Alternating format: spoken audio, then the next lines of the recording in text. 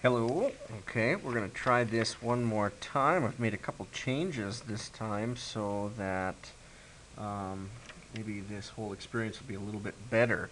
One, I've changed the resolution on your video so that everything should be a little more fluid and you're not seeing that lag anymore. It's not a huge deal, I don't think, but it might look a little more pixely. But anyways, this is kind of our second round with power writing, so I want to um, just do a quick recap, and maybe you're watching these back to back, so it's not a big deal. But with power writing, we are using a system where we have three different levels of powers. The first power being our power ones, and that is our topic sentence. Our power twos, these are supporting ideas, which support the topic sentence. And power threes are details, examples, research, any kind of description when you really get into your writing with adjectives and verbs, and you try and make your reader see what it is that you are writing. And then finally, we have a conclusion sentence that ends our paragraph. Sometimes we want to restate our topic sentence, but we definitely want to wrap up our paragraph naturally. We did a quick paragraph together in class the other day, and I want to just read through this and point out some highlights, things that you should never ever forget when we are writing paragraphs, especially when we're doing what's known as formal writing. So this is something that you would turn into your teacher or turn in maybe to someone where you don't necessarily think of them as just a friend, and you are concerned about things like punctuation and format. The first big one that I want to point out is the fact that we do have an indentation on this. Okay, indentations don't seem like a huge deal, but they are important because they're what that's what tells us that we have a paragraph. And when we start working on the paper, um, the big paper projects, this indentation shows us where one paragraph starts and then the next one begins. So make sure you always put your indentations in. The other thing is, notice I have a title here. Now, this is definitely not a very creative title. I hope you can come up with more creative titles.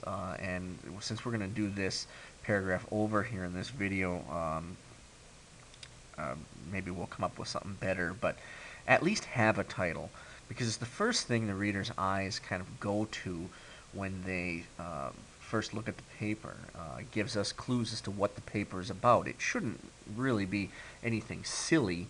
It should be related to the writing, but um, I always like to have a title when students turn in their work.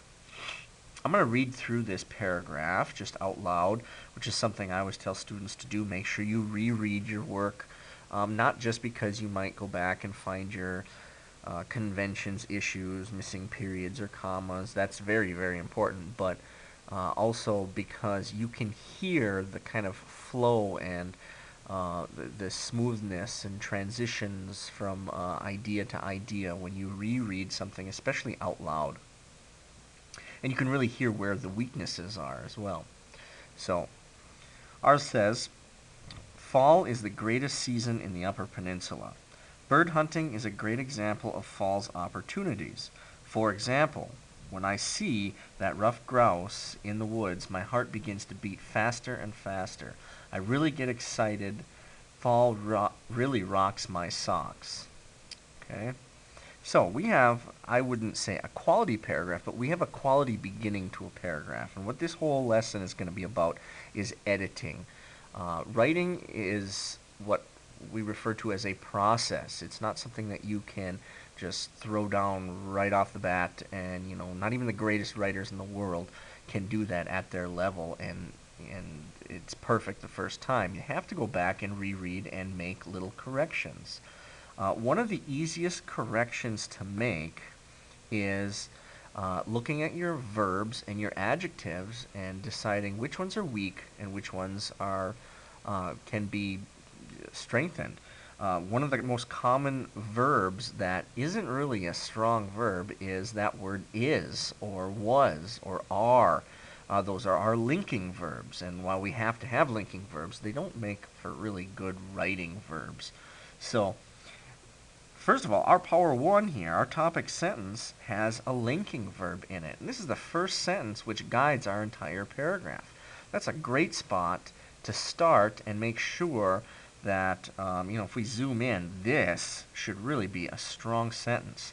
So I definitely see right off the bat, we have is there. Fall is the greatest season in the Upper Peninsula. So we're going to look at that and definitely try and fix this.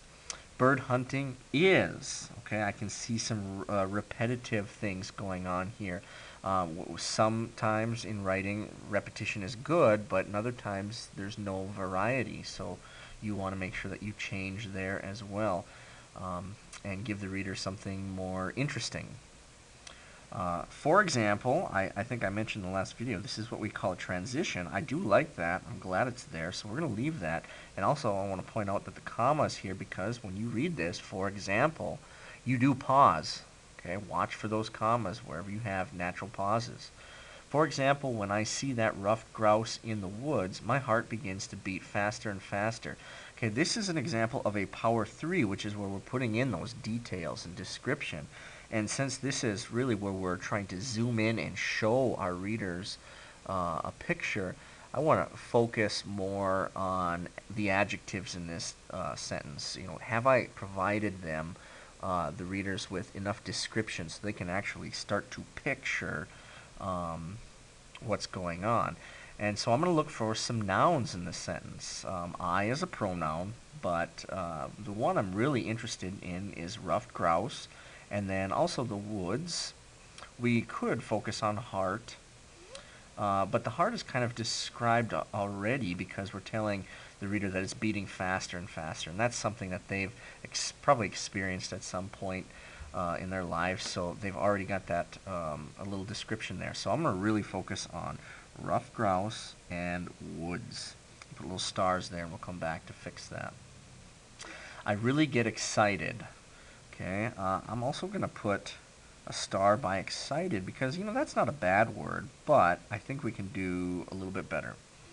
Fall really rocks my socks. Now, we did say that this was, a decent conclusion sentence. It was, it's 100 million times better than those are the reasons I like fall, or this is one reason I like fall, or that is, or any of those types of formulaic conclusions. But we also said it was probably a little bit corny or silly, so maybe we'll look at that as well and see if we can't figure this out. So let's go ahead, and I'm going to kind of keep this one here off to the side so I can see my marks, my notes. And this is something you should all, do when you either get notes back from the teacher, or if you have a friend that you can really trust, read your paper, or you're editing your own. Make notes on there with another pencil and then start fresh. The first note I had was that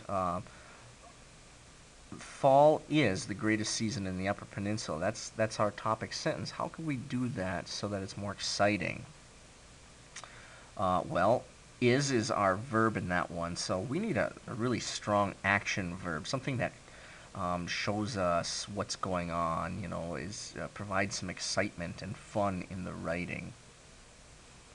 A thesaurus can really help you out, or a dictionary. Dictionary.com will provide you with a thesaurus, and you can start looking up words there to help with this process. But let's see here.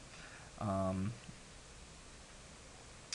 about, let's start kind of turning it around. The Upper Peninsula, and I'll put of Michigan so that we're giving even more description. The Upper Peninsula of Michigan explodes. Now there's a verb. Explodes in beautiful. Some little adjective work here.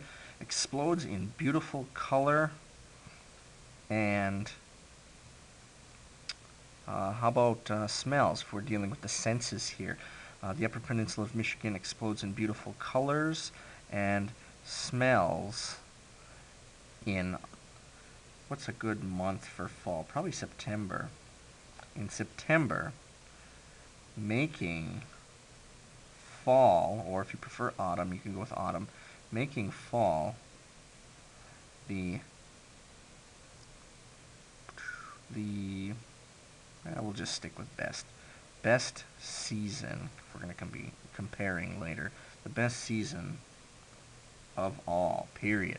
Okay, so we have a new Power 1 topic sentence. So let's compare this directly to the one we had. So the one we had was, fall is the greatest season in the Upper Peninsula. Well, that states what we want to say, and we know that the paragraph is going to be about fall in the Upper Peninsula and why it's so great. But now, this also states what this paragraph is going to be about. We know it's going to be about the Upper Peninsula of Michigan, and we're dealing with fall, and again, why it's the best season of all. But listen to the difference. The Upper Peninsula of Michigan explodes in beautiful colors and smells in September, making fall the best season of all. We've already got some information there that expands upon our idea of fall being the greatest.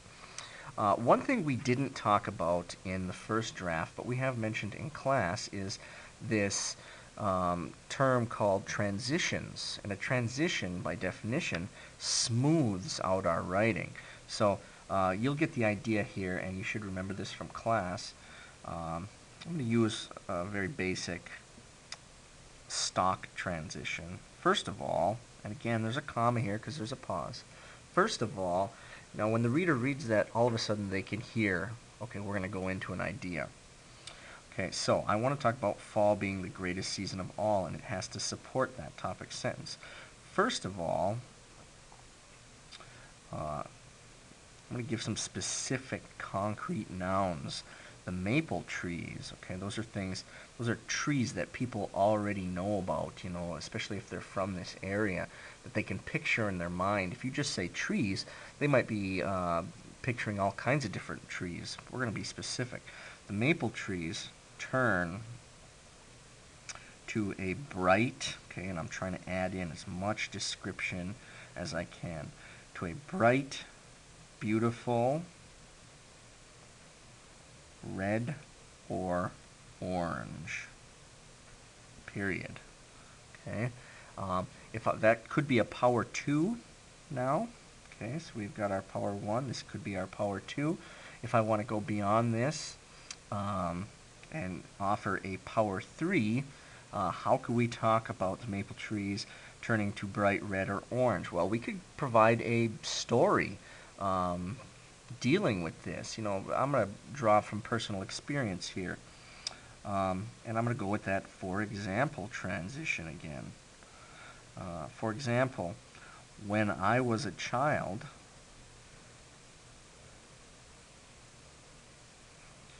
I used to love diving into huge piles of, they're not really fluffy, but how about huge piles of crunchy, there's a good sound word too, crunchy leaves. I'm going to put let's just make that the end there with a period.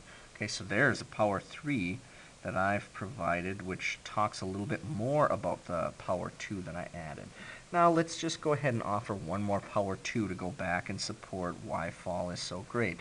In our other paragraph, our first one, we talked about ruffed grouse. So since we're offering a second idea, very common transition is also.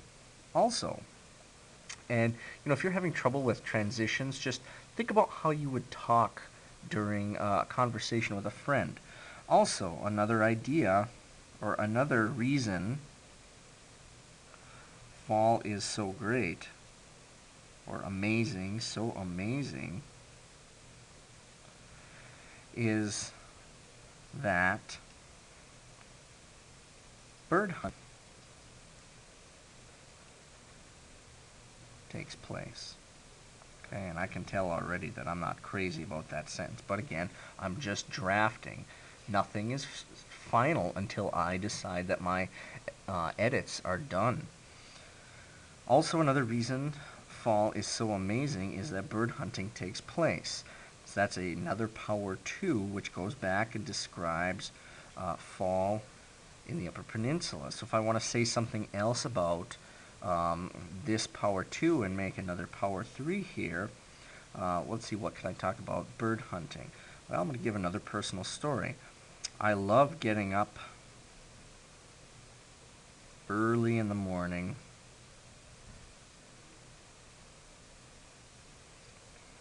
to the smell of the crisp, how about that word? Crisp, cold fall air. Okay. I can offer a second part to this, which is really still part of the power 3. My dad and I drive through the woods, okay, and we wanted to describe woods a little bit. Oops, the woods. Oh, let's cross this out. Instead of just woods, through the dense green evergreens. How about that? Drive through the dense green evergreens and watch for, I'm going to do some more description. Elusive is a word that I know, or I could have looked it up, for the elusive ruffed grouse. Okay, so now I've got some power 2s and power 3s that have developed this paragraph. I mean, just look at how much the paragraph has grown here, okay, from our original paragraph. And this isn't because, I'm a really good writer. It's just that I am, dealing with format and development, and, I'm developing my ideas a little bit further. Now I want to end this, or I could keep going if I wanted, if I had more to talk about and more to support why fall is so great. I'm going to add a final power 1 here to bring this paragraph to an end, and then you guys can go out and try your own. But let's see, in the last version we had fall really rocks my socks. Well, how about we throw in some description? Falls, some possession here, ownership. Falls, beautiful natural world leaves several opportunities for the outdoor enthusiast.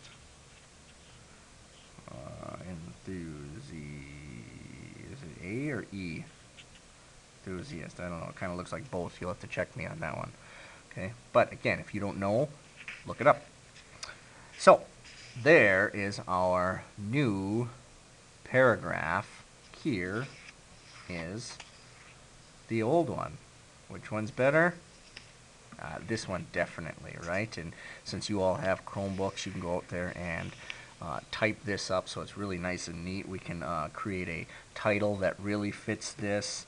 Let's try just outdoor amazement. Okay. Outdoor amazement. That's something more fun. It's still related to our topic.